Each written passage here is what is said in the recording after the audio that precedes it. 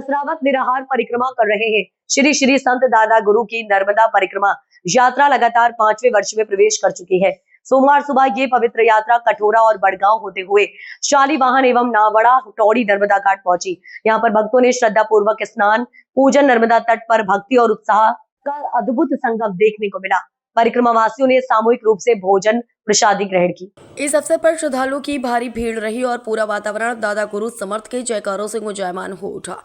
कार्यक्रम में जिला पंचायत अध्यक्ष अनुबाई तंवर ने संत दादा गुरु का पूजन कर आशीर्वाद प्राप्त किया।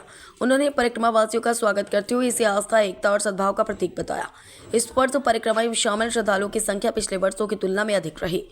नर्मदा तट पर उपस्थित सभी भक्तों ने दादा गुरु के चरणों में नमन करते हुए समाज और देश में शांति, समृद्धि तथा एकता की मंगल कामनाएं व्यक्त की।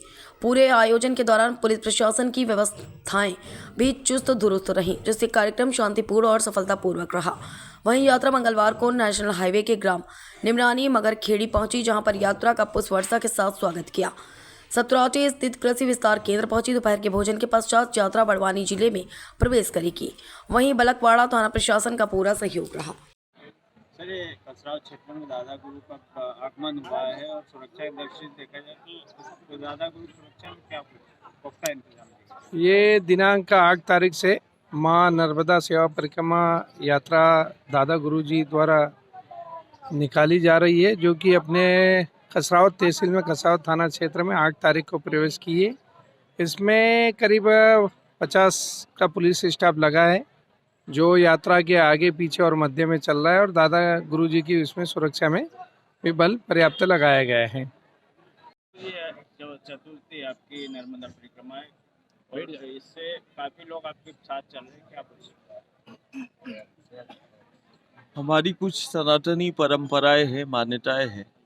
उसमें से एक विख्यात साधना है नर्मदा मैया की परिक्रमा। नर्मदा परिक्रमा एक साधना है जो सदियों से चली आ रही है, एक ऐसी साधना जो जीवन को दिशा देती है। नर्मदा परिक्रमा एक ऐसी साधना है जो देवत्व का प्रगटीकरण करती है, व्यक्तित्व का निर्माण करती है, समाज की एकता अखंडता का सूत्रपात करती है। एक ऐसी साधना जो समाज की एकता अखंडता का सूत्रपात कर रही है। वही नर्मदा मैया की परिक्रमा एक ऐसी साधना है जो मूल आधार शक्तियों का परिचय कराती है।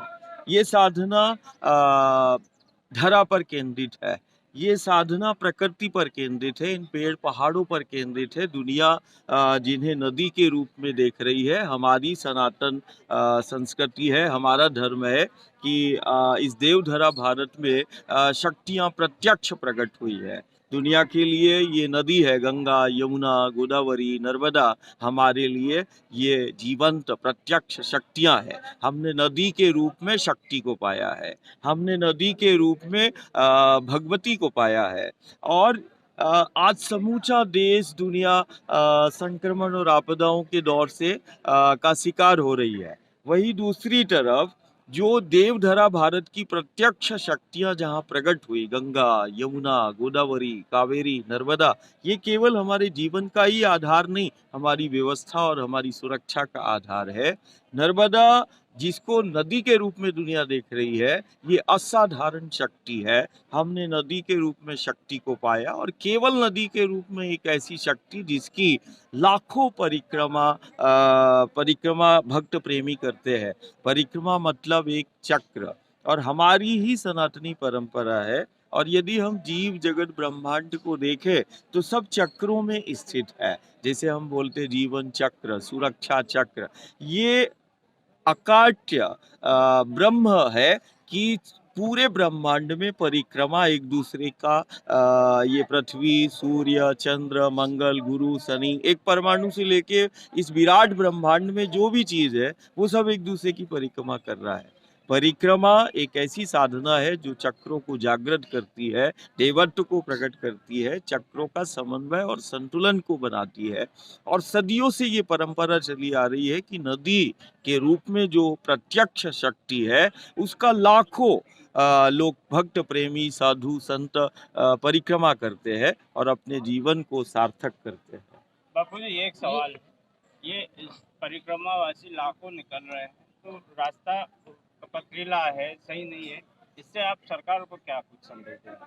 नर्मदा मैया का परिक्रमा जो पथ है वो धीरे धीरे बन रहा है। और कहते हैं ना, साधना मैया पहाड़ों को चीरती हुई विपरीत दिशा में बड़े तीव्र वेग से जैसे वो चलती है, वैसे ही नर्मदा की वो ऊर्जा, वो शक्ति, वो भक्त प्रेमियों को विषम से विषम परिस्थिति में और पथरीले और पथ पर वो बड़ी तीव्रता से उमंग उत्साह के साथ माँ का ध्यान करते हुए आगे बढ़ते हैं। आने वाले समय में बहुत सुंदर तरीके से नर्मदा का पथ होगा और इसी पथ पर भक्त प्रेमी जीवन की सार्थकता और जीवन का एक सुखद आनंद की अनुभूति करेंगे। दादा गुरु पिछली बार से इस बार 3 गुना ज्यादा जनसंख्या है श्रद्धालु। धीरे धीरे जैसे ये साधना हमारा 5 वर्ष हो गया, हम वायु पर ही परिक्रमा कर रहे हैं। और ये कोई चमत्कार, ये कोई विद्या नहीं, जो हमारा सनातन है, ये सनातन संस्कृति जो प्रकृति पर केंद्रित है, धरा पर केंद्रित है,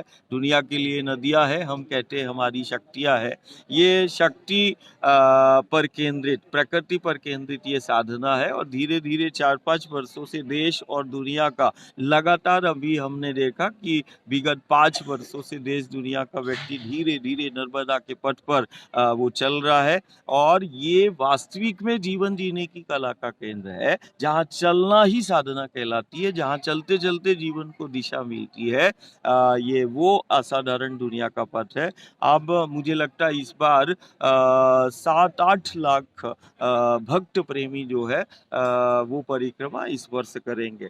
और लगातार ये संख्या कहीं ना कहीं जो भक्त प्रेमियों की बढ़ रही है, ये कहीं ना कहीं सनातन अपनी संस्कृति की ओर जुड़ रही है। और सबसे बेहतर, सबसे सुरक्षित जीवन की कल्पना को लेकर वो माँ के पथ पर चल रहा है।